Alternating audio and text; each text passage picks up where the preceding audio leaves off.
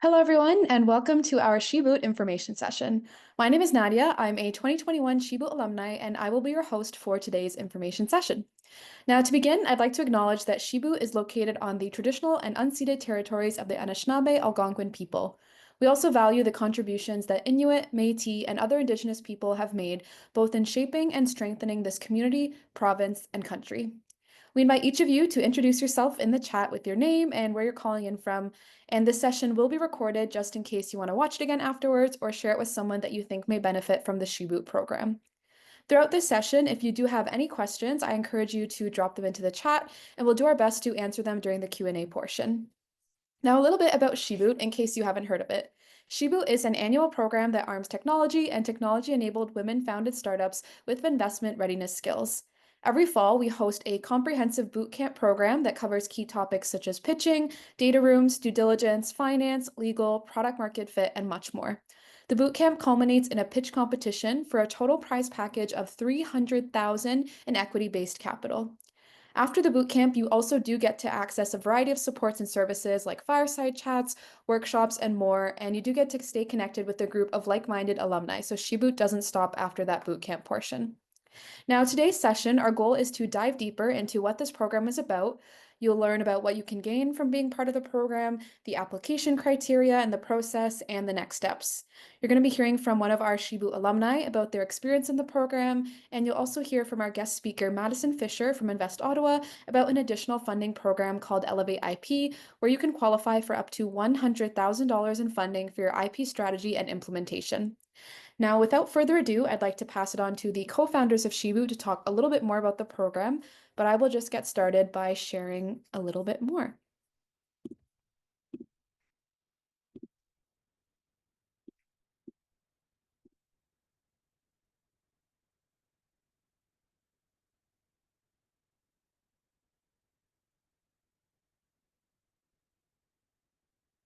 So SheBoot does have a dual mandate. We are aiming to address the long-standing systematic challenges in the investment landscape, and we have two folds to our mandate. The first is to increase access to capital for women-owned and led scalable technology or technology-enabled firms. And the other part is to also increase the number of women angel investors that are actually deploying capital to these women-founded startups. So we not only try to get women-founded startups more capital, we educate women to become angel investors and get them investing in those startups. And in terms of the founder eligibility for SheBoot, the first is to make sure that you have a women-led business, meaning that women have significant ownership, a minimum of 33%, and they either hold the title of CEO, COO, or CTO. We do want it to be an innovative, scalable tech or tech-enabled startup, and you do have to be incorporated in Canada. And you have to be showing some initial early signs of traction, which I will let Jennifer expand on right now as well. Proof points for your offering could be revenue.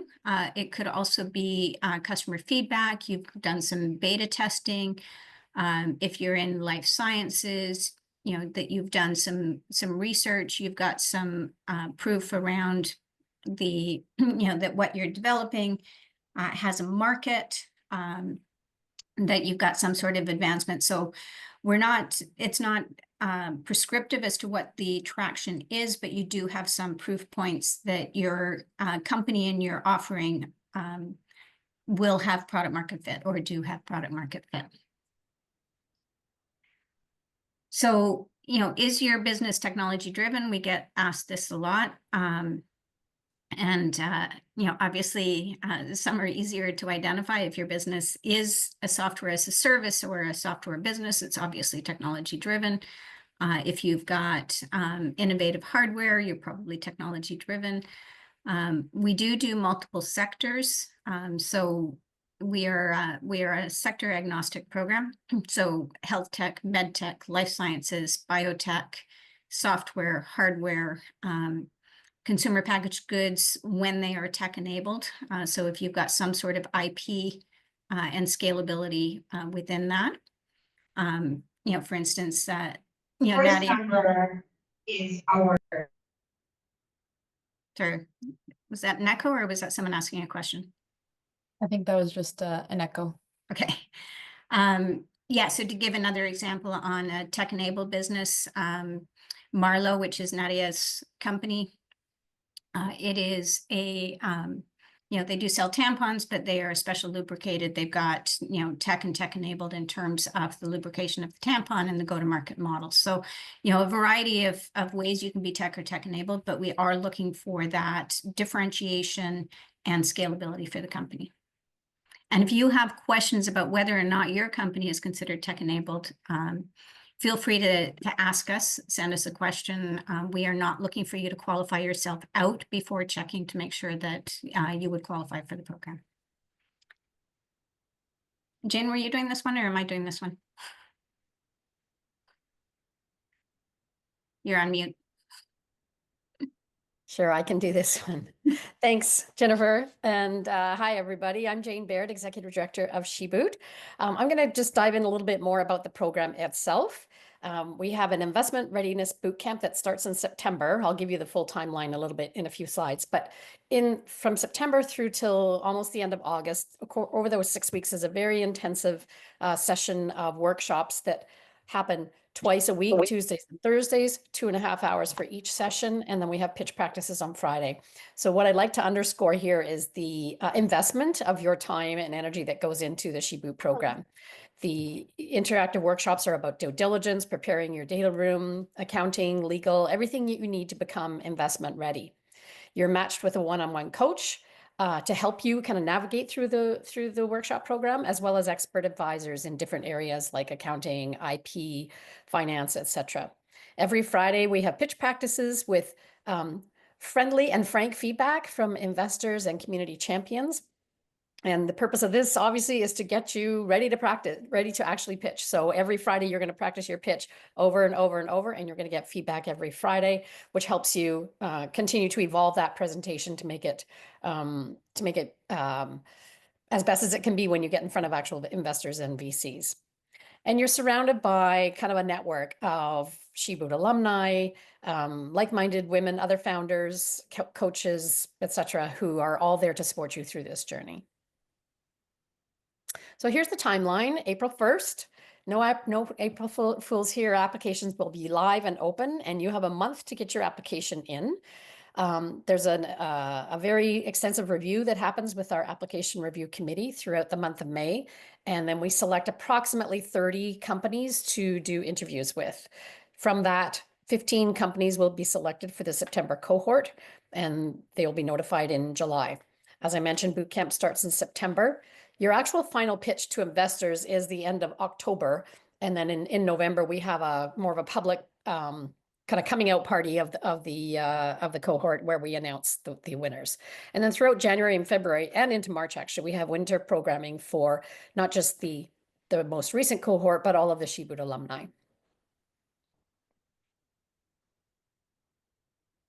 So that circle of support that I talked to, as I mentioned, everybody is each of the 15 companies that is successful is matched one-on-one with a coach. That starts in August, and we hope you kind of make that first introductory meeting before the program starts. And then the coach works with you weekly throughout the workshop, helping you parse through the feedback that you get at your pitch practices, figure out how to incorporate a lot of the education and information that you're picking up in the workshops.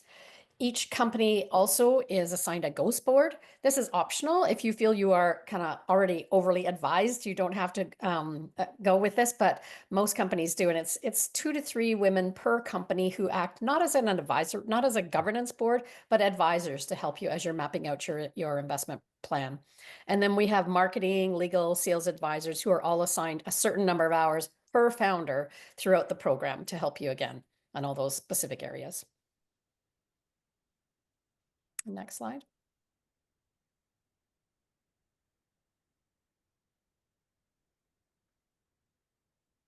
I think do you see it? I changed it. I'm still seeing circle of support. Oh, I'm seeing sample workshops. Oh, there we go. Sample workshops. Okay, great. So these are the titles of some of the kinds of some of the workshops that are part of the agenda. From the very beginning, how to pitch, financial literacy, legal discussion, everything you need to know about trademarks, patents, IP, trade secrets, how to manage difficult questions from investors, from VCs, how to deal with cap tables and employee options, how to integrate that into your company. how to demonstrate customer validation to an investor audience and product market fit. And then when you have investment, what comes next? So these are all conducted by workshop leaders and paired with an investor so that you're getting the kind of the content from the leader as well as the investor perspective in every one of the workshop sessions. So and then as I mentioned, oh, sorry, go ahead, Jennifer. So throughout that boot camp period, you'll be doing practice pitches. And then at the end of the program, we do have a full pitch day to the SheBoot investor group. So we have 30 SheBoot investors who have all put in 10,000 each, which is the 300,000 that Nadia referred to earlier. So you will be pitching to them. It's not always all 30 that show up for the pitches, but and that's in a private session, so it's just you and the investors in that pitch. We do all of the investors. We go through the data rooms and do data room reviews, and you will be preparing and completing your data room during the course of the core part of the boot camp. And then we have a follow-on Q&A with investors, and you may get some questions after that pitch day from investors for follow-up, and if there was anything that was not clear, that kind of thing. And so then we have the grand pitch finale, and this is typically the day before SaaS North, which is a software as a service conference here in Ottawa. So at the grand pitch finale, everybody will be pitching. So this is a shorter pitch. So to the investors, you'll be doing a 12-minute pitch. It's a 3-minute pitch. I'm echoing from somebody. I just muted. Yep, it's good now. Okay. Yeah, so at that point, you'll be pitching in front of the audience. There's typically 200 to 300 attendees at that event, which is a combination of founders, investors, and ecosystem partners that you'll be doing your pitch to. We typically have a crowd favorite award at that. And we do the announcement of the 3 investors from the SheBoot investment group. At that, so the first prize of 150, the second prize of 100, and the third prize of 50,000. The members of the program will also be attending SaaS North for additional networking and investor meetings. There are quite a few investors that come to SaaS North, and the investors that come to SaaS North do invest in a variety of spaces. So even if you're not a software company, you can typically find a number of investors at SaaS North that will be interested in your company. So we do bring everybody here for that event, and we encourage all of our participants to take as many meetings as they can at that conference. And just to give you a bit of an overview of our results to date, we have activated 52 women angel investors into the ecosystem. Those women have directly invested $1.3 million into companies in SheBoot. We have 65 program graduates from SheBoot, and the program graduates have collectively raised over $40 million for their companies. So really making a difference in terms of the capitalization of women-led startups.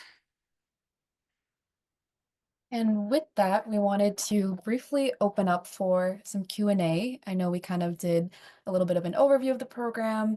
We do have a couple other elements in terms of being able to hear from one of the SheBoot founders. But with that, I'll also look at the chat. Maybe I'll just stop sharing so I can quickly review the chat as well. But if anyone does have a question, feel free to raise your hand and come off mute, and we'll do our best to answer that. Sarah. How many companies are accepted into each cohort? 15. It's 15. Sorry? 15. 15. Okay, thanks. Yeah. I have a question. Yes, go ahead. Could you tell us a little bit about the dilutive funding? In terms of the SheBoot investment? Yeah. Yes, so our default, if you don't already have an investment vehicle, our default is a convertible note. Okay.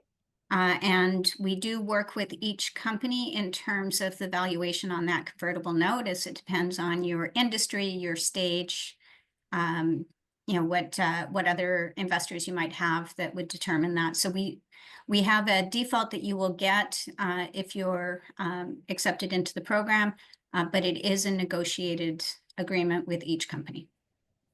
And Okay. the investors do take into account the vehicle and the valuation as part of the decision-making on the investment. Okay, so it's not like a set percentage for the 150, it's not like 7% or something like that. Okay. No. Do you have a range? Like any idea of like how that, I don't know. I'm just curious. In terms of the range that we've done, they probably ranged between 4 and 15 million, Okay. depending on the company. Okay. And Thank you.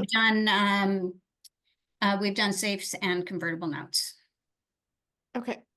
I'm going to drop in Thank the chat where we'll also be doing a session on safes versus convertible notes in April. So if you're interested in attending that and learning a bit more about both of those investment vehicles, I've just shared the registration link in the chat there. Great question. Okay, great. Thank you.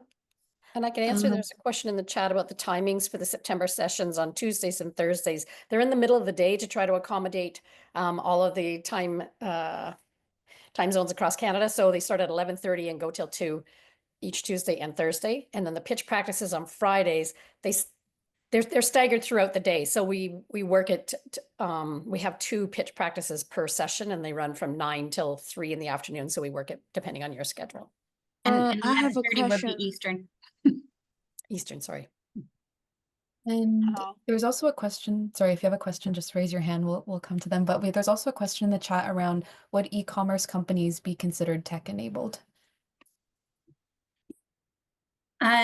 So we do look for more than just that you're selling through an e-commerce platform in terms of tech-enabled. So something in your solution or some unique aspect of your go-to-market that's tech-enabled. So a pure CPG on a Shopify store, we would not consider tech-enabled. But as a couple of examples, like the Marlowe has tech in terms of the lubrication of the tampon. We have other companies that do sell e-commerce, but they have some other aspect that does make them tech-enabled. So it doesn't have to be like deep tech, but something that's made you more unique. And on that note, there's a question around how far the tech-enabled company should be. Do they already have to have a patent, or can you be working towards patenting? What stage do you have to be in terms of that IP aspect? Yeah, so in terms of, so not all companies choose to patent. So you might not have a patent yet, and you may not intend to have a patent. So that's not a critical factor, but differentiation is. So you should be able to speak to your differentiation or why you're going to be able to win your market. Depending on your sector and your tech, you might be in a space where patents are really part of how companies are valued, in which case you should have a patent strategy, but you might just have an IP, or not just, but you might have an IP strategy that does not include patents, but does include, trademarks or trade secrets or other ways that you're planning to protect your intellectual property. So there's a variety of ways you might be planning to do that. You should be able to speak to your intellectual property strategy, but you don't necessarily have to have a patent strategy to address that. And I see, Chow, you have your hand up. Yeah. Hi, thank you so much. I'm a founder of a company who turn organic waste into bioplastic using extrusion technology in plastic industry. And I see most of the time people will focus on the technology, but our field is related to green tech, climate tech, or a little deep tech. So in this case, what the change for us to get into the tech field? And also another question, because in the manufacturing operational startup, so usually we don't get the sale because people want to see the actual product. And to get actual product, then we have to get investment first to make the facility or go through OEM. So it's very hard for us to show some kind of real product, not like IT. And in this case, how if it's feasible to run the program, because we don't have any revenue, no sale yet, even, but we have the potential market out there and people who are interested in our product, but they need real actual product. So what in this case, please? Yeah, so Thank you very much. yeah, so just to summarize what I think your question, so you're converting bio waste into a form of plastic. You're not at the manufacturing stage yet, and you do need financing to be able to do that. Yeah, and I would say that there are sectors, so life sciences, biotech, climate tech, things like that, that do take years and lots of money to get to market. We do consider that. So what we're looking for is companies that are investment ready by angels or pre-seed VCs. And whether you're investment ready will really depend on how far along you are and what sector you are in. So there are software sectors where early stage investors are looking for early customer. So you should have a couple of customers, like if you're in a marketplace type, two-sided marketplace type situation, some of those investors are looking for a little bit of revenue as your proof points that your marketplace is real. But if you're in life sciences, if you're in climate tech, you may be years away from revenue. And so investors aren't looking necessarily for revenue. They're looking for the research, the proof points on that research, your understanding of the market opportunity, your understanding of the regulatory environment that you need to get through, your understanding of the, how much money you're going to need and the time you're going to need to get there. So it's a different set of proof points, but there are still proof points in order to get investment. So that's what we're looking for is, are you at an appropriate stage for your sector, your type of business to be able to get investment? Yeah, so And we then don't we need to work with prove you on how you go about doing that. Yeah, okay. Okay, thank you very much. Thank Yeah. you so much, Jennifer. I appreciate the very helpful answer. Okay. Thank you. And do you pronounce your name Sajna? I see you have your hand. Yes. I'm just curious, like I know you said that you work with multiple different industries. Out of the 15 people that are selected, do you look for, like 2 biotech, 2 ed tech, 2 health tech, or is it just a general pool? We do not have sort of quotas by sector. So it has varied. We've had a couple of cohorts which were fairly heavy on the health tech. We've had other cohorts that were much more mixed. So it really depends on the pool of applicants. We're looking for the ones that we think are best positioned to take advantage of the program and closest to being able to raise, as we are looking for companies, one that we can invest in. So we would be making that decision in November. So we'd be looking for companies that we feel are investable by November by us. And also, that you'd be ready to start going out to angels and pre-seed VCs within that year from when you apply. Okay, makes sense. And then one other quick question. When the application's open, will there be like a rubric released so that we know what will be graded on in terms of the application? I don't think we have a direct rubric. No, we don't release a rubric. The application's very specific in terms of the questions, and it's fairly extensive, so don't leave it till 5 to midnight on May 2nd. But yeah, no, we don't release a specific rubric. Okay, thank you. And I think, Ling, you might have had your hand up. Or maybe your question has been answered. Oh, so Tabby asked, on average, how many applicants apply? I don't know if it's average or not. Last year we had 165. I will say the year before that was probably in the 130, 140 range. Yeah. How many days do you have to submit the application? Well, the application's open April 1st and they're due May 2nd. So you've got a month. Awesome. Any other burning questions? We will have more time to answer questions as well, but any kind of final questions before hearing from one of the alumni? I have one more question. Yes, go ahead. Is it national or is it just Ontario, the applications, or is it across the country? National, across the country. Okay, thank you. And the sessions are on Zoom because of that. Yes. Yeah, and that's why, so the timing of the sessions is to accommodate everybody from Victoria to Newfoundland on Zoom.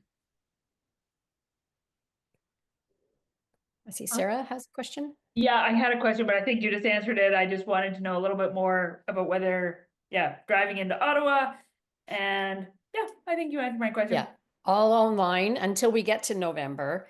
And that's when we bring everybody together for that final pitch finale in Sass North. Okay. Oh, I did have one other question. Can you explain the difference between the pitch day and the pitch finale?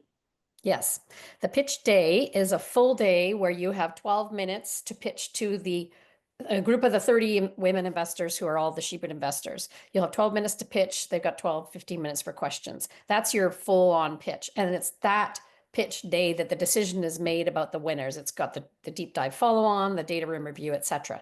The grand finale is the public celebration. We know who the winners are, but we're not telling anybody yet until that day in November. So we have an event at downtown in Ottawa where we have about 250 people come, our investors, local champions, etc., and we make the announcement that day. That's a speed pitch day. You have 3 minutes, but we're also very careful to announce that the decisions for investment are not made on a 3-minute pitch. They were made on your full pitch done in October. Okay. Thank you. You're welcome. Amazing. And feel free to keep dropping any questions in the chat. We will continue to monitor that. But with that, I know you've heard from us, you've heard from the SheBoot program. We wanted to introduce someone who's actually been through the program and can share and talk to her experience. So I'm happy to introduce Stephanie Lip, who is the co-founder and CEO at Myco Futures. She just participated in last year's cohort, and we wanted to kind of bring her to share a bit about her experience in the program and why she took part in it. So thank you, Stephanie, for being here. And with that, we'd love to hear kind of what drew you to the SheBoot program in the first place and what kind of encouraged you to apply. Thanks for having me, Nadia, Jane, and Jennifer. I'm so excited for everyone who's in the call, thinking about who the next cohort is going to be, because it feels like a lifetime ago, but also just yesterday I was doing our weekly sessions and trying to pitch practice. So it's, really fondly in my memory from last year's cohort. So the reason I applied initially, and I have to say I applied 3 times, so I got it on my 3rd application, and I'm honestly so glad because I was looking through my application from the first year, 2nd, and the 3rd, and it was a huge transformation. And then after completing the program, it's even more transformative. So I initially applied because of the great reputation of the SheBoot program. I knew some of the cohort members and I'd heard about it, so I think SheBoot does a really great job of really delivering what they say they will, and so that's why they have such a great reputation.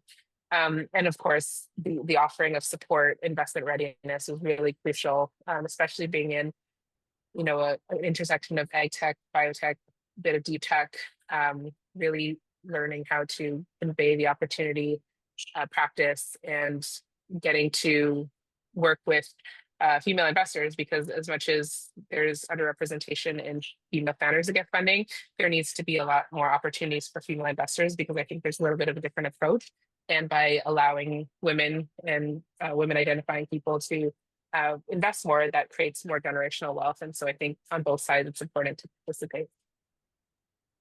And you touched a bit on the pitch practice and kind of some of the elements of the program. I guess now, going through the program, what were some of the most valuable parts in your experience that really kind of helped you in your own fundraising journey? Yes, and I really do have to say, weekly pitch practice was awesome.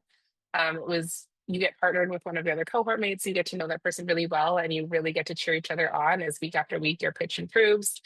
And I think having that accountability and that knowledge in the back of your mind that you're pitching every week makes you eager to practice, to improve on it, and you really do see the results week to week. And also their coaches come on board, and the investors that they have involved are awesome, and they have really great feedback. And I mean, it doesn't mean that it's all perfect feedback or you want to take it, but I think it's also a great exercise in learning how to synthesize information and be responsible for how you want to shape your own messaging. I also loved my assigned coach. We had a really great relationship. It was awesome. Also the data room that I came out with at the end was great, having the feedback and time to refine it, and getting eyes on that. And one of the best things, really, the other founders having this community of people, all from different sectors across the country, getting to truly cheer each other on, even though it might seem like it's competitive. There can only be three winners, but we truly all wanted each other to win. And I think that's the most rewarding part of it. Definitely, yeah. I know entrepreneurship can be really lonely at times, and I feel like having programs like this to tap into a network is so helpful, and just to feel like, you're not alone and you have that peer group that you can talk to and ask questions, and it's a safe environment. So that's a great point as well. I know you were recently successful in getting some investment from Catherine from SheerTex and maybe some other investors as well. What did, that mean to you to have that investment, to do that fundraising journey? And I know you touched on a little bit about the aspects of SheBoot that helped you with that, but I guess overall kind of talk a little bit about your fundraising journey and how that's been for you. I mean, it's still a pretty challenging environment out there, and we're still at our main fundraise. But yeah, we had a really major inflection point at the end of last year that's allowed us to move forward in ways that we were hoping our initial fundraise would get us there. So it's actually in the form of a prepaid purchase order, which actually is really great because it keeps our cap table clean, but allows us to have the traction points of customers, revenue, and yeah, B2B and B2C traction. But I think the way that SheBoot was really helpful with that is truly letting us dig deep through each different thematic session, understand how to talk about the different aspects of our business. Because I mean, the very early stage of selling a dream, but there's so much more to your business and making it a viable business case than just being really passionate about something. You have to know your numbers, you have to know how to market it, you have to have a beautiful deck, you need to be confident, you need to understand your investor, customer, unique profiles, so that you're telling people what they need to know to make an informed decision. So I think all of that really contributed to my success at the end of last year into this year. And just Catherine from SheerTex really likes to call it widening your surface area for luck. So I think the more you put yourself out there, create a network, you're giving yourself more opportunities to make awesome things happen. I love that. And you touched a bit on kind of the storytelling aspects of like presentation and building your pitch. What would you say are your tips for either the application process, or for if you get accepted to the program, making the most of the program? Are there any tips you have as people kind of prepare to apply and potentially go through the program? Yes. And I do want to iterate here that applying and not getting into it is by no means a failure. And as I said, I'm so grateful I didn't get in the first time because I was woefully unprepared. And the amount of growth that I've had, I don't think I would have gotten as much out of the experience. So if there's only so many spots, and if you aren't successfully into the program, doesn't mean you're not successful. And there's always learning to take away and use it as a benchmark for next year. And when you're applying again, look at how much you've grown. And I think that goes into really showing your big vision, show what your goals are, and that you're open to the coaching and the input to make that happen. Of course, everyone wants to be on the ball and have all the answers, but I think one of the really lovely things about the program is that it's a really safe place to not have all the answers, to ask questions, to be a sponge. And so no one will judge you or think you're not a great founder if you need extra help, if you need to be walked through something over and over again. One of the things that I mentioned is, in addition to the thematic session, there's always office hours with the experts that do the sessions. So you can, absorb it, have a few days or a month, even if you need to absorb the information, and book one-on-one to kind of tailor it to your individual situation. So I think that also sets you up for success to really synthesize and absorb what you're needing to get. And just be really clear about your goals, be clear about everything you've done, all the wins you've had, but what your growth plan is going forward. I love that. And is there anything else you wanted to share about either your SheBoot journey or what's coming up for your company and your business that you didn't get to share yet? Yeah, I think I've really seen firsthand, especially as you said, entrepreneurship is lonely. It's really stressful right now, especially in the fundraising ecosystem climate. So building a community is so essential. Having people that understand what you're going through, that you can call up, that can be there to support you, and to practice even before whether you get into SheBoot or not. I always recommend just practice your pitch, iterate it, and if you iterate it little by little, you'll see such a huge jump in in progress. And one of the biggest things I learned, especially with, the sheer text and some other opportunities I've had, they just ask for it. I think as we're always timid to take up space or feel like we're asking too much.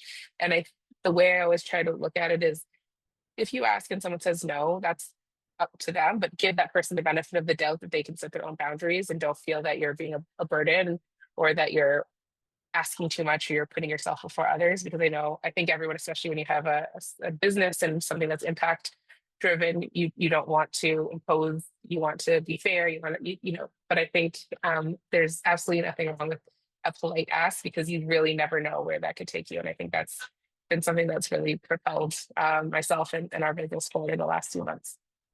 I love that. Yeah, not being afraid to ask. And at the end of the day, we're all building such incredible, impactful businesses, and any investor is lucky to be a part of that journey and to support you along the way as well. So just reminding yourself of that during that fundraising journey. Thank you so much for taking the time to share some of your insights, your experience in the program.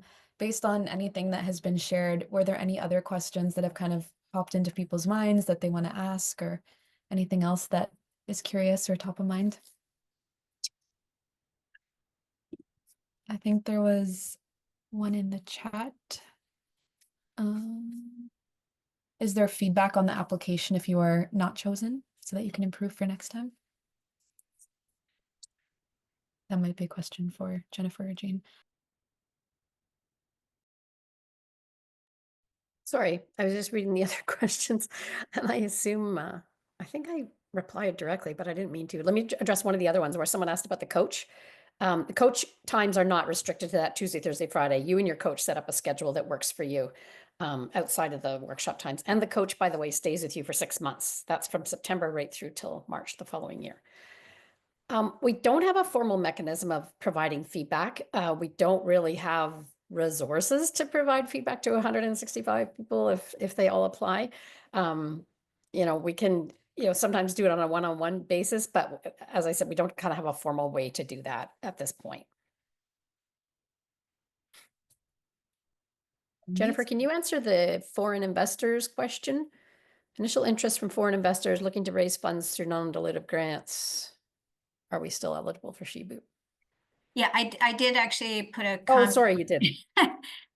Yeah, I mean, what we look for is companies that have not yet raised significant investment from strangers. And I say strangers, some people have done friends and family rounds. And we don't consider friends and family round. Raising from friends and family is very different from raising from sort of strangers, so angels and pre-seed VCs. But if you have significant investment from foreign investors, we would count that as, stranger investment versus a friend and family round. And we do look for Canadian-owned companies, and that you have 33% ownership. So those are factors that would limit how much you might have raised outside of the country, and still be eligible for SheBoot. But the fact that you're planning to go out of the country is not in and of itself an issue. Amazing. And with that, I want to bring it to our next speaker that we have today. So thank you again, Stephanie, for sharing your insights. And we have another guest speaker today, Madison, who is the program manager for intellectual property at Invest Ottawa. We work very closely with Invest Ottawa on a number of different initiatives and events. So we're really excited to have Madison here to talk a little bit about the Elevate IP program and what you can access by being a part of that program. So I'll let you share your screen, Madison, and you should be able to anytime. Okay. Thanks so much, Nadia, and the whole SheBoot team for having me.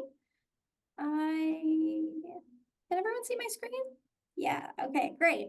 Yeah, so as Nadia mentioned, I'm going to run through a really quick presentation, and then I think we have about 5 minutes for questions afterwards. So I can't see the chat while I'm speaking, but afterwards I'll stop sharing and address any questions that come up. There we go. Okay, so firstly, a quick introduction. So as Nadia mentioned, I'm the manager of intellectual property programs at Invest Ottawa. I have also had the privilege of working really closely with SheBoot and the SheBoot team. So I also did just want to highlight that I really can attest to the value of this program. I've been lucky enough to see the transformation of a lot of companies from the beginning to the end. And it definitely is an intense, rigorous boot camp, but it's well worth the time that you invest in it.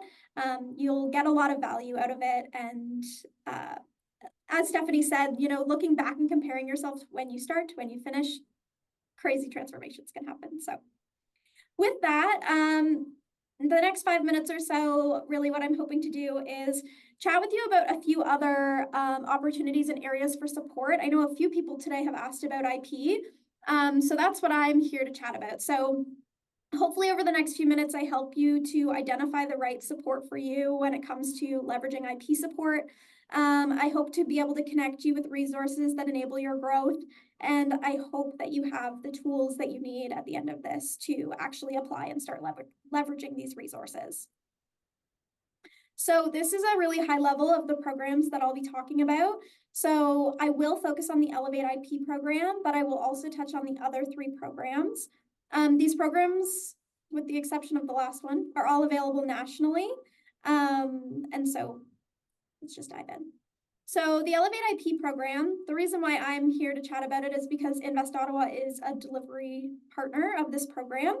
So we support companies in the Eastern Ontario region, but there are other support organizations across the country who are delivering this program. We'll get to that in a couple slides.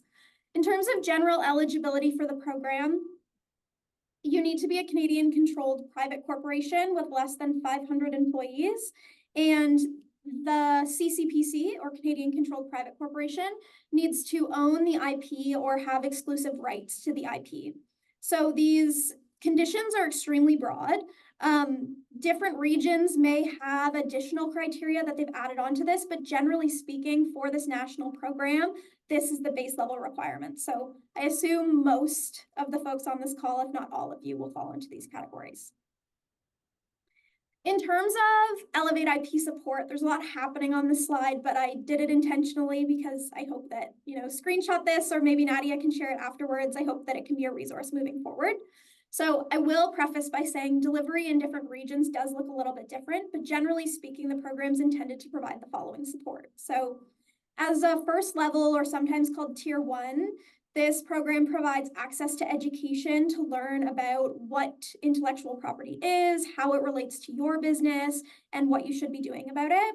This may show up in different formats, such as workshops, webinars, events, or sometimes online educational resources or different modules. The next 2 tiers of the program is where you start to access more personalized one-on-one support as well as funding. So the personalized one-on-one support typically comes in the form of an IP advisor. That's how it's delivered in our region. And then the funding comes into play to actually help you work with an IP professional to get IP services delivered. So there's different tiers of the program, but really it covers a very broad, almost all-encompassing list of services that you'll access through an IP service provider. So I have put a few examples. A unique thing about this program is that it does provide funding support for trademark and patent filings, which is a really unique offering. Not all programs offer that. So yeah, I hope that this can be a bit of a resource for you. I will also flag, as I mentioned, different delivery in different regions will look different, but generally speaking, this is the intention of the program. For that tier 3 funding, when you start to actually think about implementing IP, filing patents, filing trademarks, there's often co-investments required. But these tend to range between 10 to 30%. And I will flag that in some regions, there are discounts available to women majority owned companies. So it's a really valuable program to look into and take advantage of. This is an overview of the delivery across Canada. So depending on your region, in that second column there, you can see who's delivering the program in your area. So as I said, Invest Ottawa covers delivery in Eastern Ontario, which includes Ottawa, Kingston, and Oshawa, but we work in conjunction with the other partners.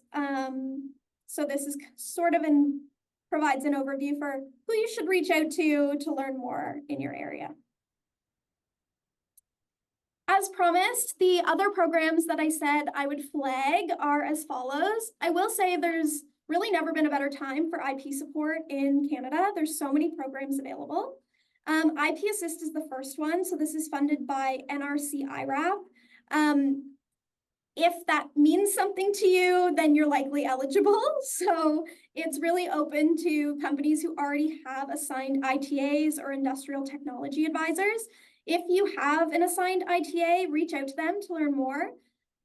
Similarly, the delivery does differ in different regions, but if you do happen to be in Ottawa, Invest Ottawa also delivers this program. The next one is IP Ontario, and unfortunately, this is the only program that's only available in the province of Ontario. But if you are located in the province of Ontario and you fall within one of those categories listed on the slide, one of those sectors, I would definitely explore applying to this program. Currently has a lot of funding available. It offers access to education as well as actual grant funding for strategy and implementation. So it can be really, really valuable to Ontario-based companies. And then finally, I'll flag the Innovation Asset Collective. This is a national membership-based organization that supports clean tech companies specifically. It provides you access to mentorship, market research, and also grant funding, and it's all specifically focused on IP for clean tech. So if you're a clean tech company and you've never heard of them before, definitely check it out. A few other extra resources. I would always suggest reaching out to your local innovation center to learn more about the available support in your region. So in the Ottawa region or the Eastern Ontario region, that would be us, Invest Ottawa, but there's similar organizations to Invest Ottawa scattered across the country. So identify the one that is nearest you and reach out to them and see how they can help you navigate the ecosystem. I'll also flag that we've put together a resource guide, which really compiles all of the available education as well as the available IP funding options. And we've put it in a document that's available to download. So if that's interesting to anyone, I'll have a QR code, I think, on the next slide that you can scan and check that out. And then finally, the Canadian Intellectual Property Office has something called the IP Village. There's literally hundreds of resources available for free on this website, including access to IP advisors who are available to meet with you. So similarly, if you've never heard of this before, I would highly recommend checking it out. Any questions? I lied about the resource guide, so I will send you a link instead. And I'll stop sharing my screen so I can see folks. Kathy, Hi I know there. you've had your hand up, so go ahead. My question is about, I've already received IPON funding and exhausted it. Pardon me, and I've had an interview with Elevate IP, and she's going to recommend me for the program. Does that disqualify me for SheBoot? No? Okay. Also, I would question if you've exhausted IPON, because I don't think that's actually a thing. So maybe try reaching out again. Okay. You may have exhausted one round of it, but they open up additional rounds. Yeah. Okay, thank you. But yes, you're welcome to tap into both programs. I feel like SheBoot's more on the fundraising side, and then this is more the IP side. So they're all connected, and we thought we'd bring everyone together, but you're able to participate in both programs. Other questions about Elevate IP and the program?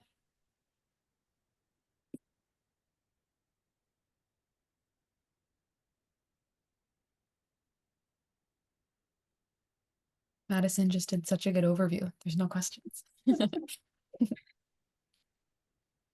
works for me. I can hang out for a little while. If anyone has any that come to you, you can drop them in the chat, and I will drop a link in the chat so you can access that resource guide if that's of interest to you. Perfect. And with that, we're coming to the end of the program, or sorry, end of the session, and all the things we wanted to cover in this session. I'd like to thank each and every one of you for joining us today. We will be opening up the applications for SheBoot on April 1st, as we mentioned, and they will close on May 2nd. They'll be available on our website, so take a look at the website. We'll also be sharing the link on LinkedIn and our social media pages, so definitely keep an eye out. You can also sign up for our email list, where we'll be sharing the link as well. And as we mentioned at the beginning, in case there was any parts of this that you missed, or you'd like to share this with another founder who you think might benefit from the SheBoot program, we will be posting the recording of this session as well, so you can definitely share that. And we really look forward to meeting some of you through the application process. Feel free to reach out if you have any other questions. We'll stick around for maybe one more minute, but thank you so much. And we hope you have a great rest of your day. And we look forward to seeing your applications. Thank you so much. Thank you. Looks like there's a question in there from Madison. How long does it usually take to go from looking at IP strategies to patent pending after someone has won research? Yeah, thanks, Jane. I would say that's highly personalized. It really depends on a whole variety of factors. If you're curious in the context of leveraging one of these IP programs, it'll really depend on the delivery model. But it's hard to say. For some folks, it may be something that you do right away. You might get a strategy developed and immediately launch into filing your patents. For other folks, it'll take you much longer to get ready to be at that stage. If disclosure is something that you're worried about and you're looking to file more quickly, there is different options that you can explore with by chatting with experts like advisors or service providers around filing what we call emergency provisionals, where you put together something really quickly so you have some initial coverage, and then you can work with your provider over time to make that better. But I would say it's super personalized and it really depends on the company and the situation that you're in. Thanks for the question.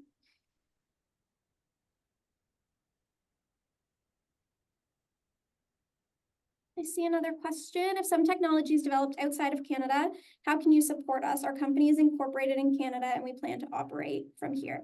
If your company is incorporated in Canada, fully based in Canada, and all of the IP is owned by the Canadian company, then that's no issue that the technology may be developed somewhere else. As long as there's clear ownership, you should be eligible for all the programs that I mentioned. Good question. Amazing. Again, feel free to reach out if you have any questions, and we hope you have a wonderful rest of your day. Thanks, everybody. Everyone. Thank you, everyone. Bye. Thanks. Bye.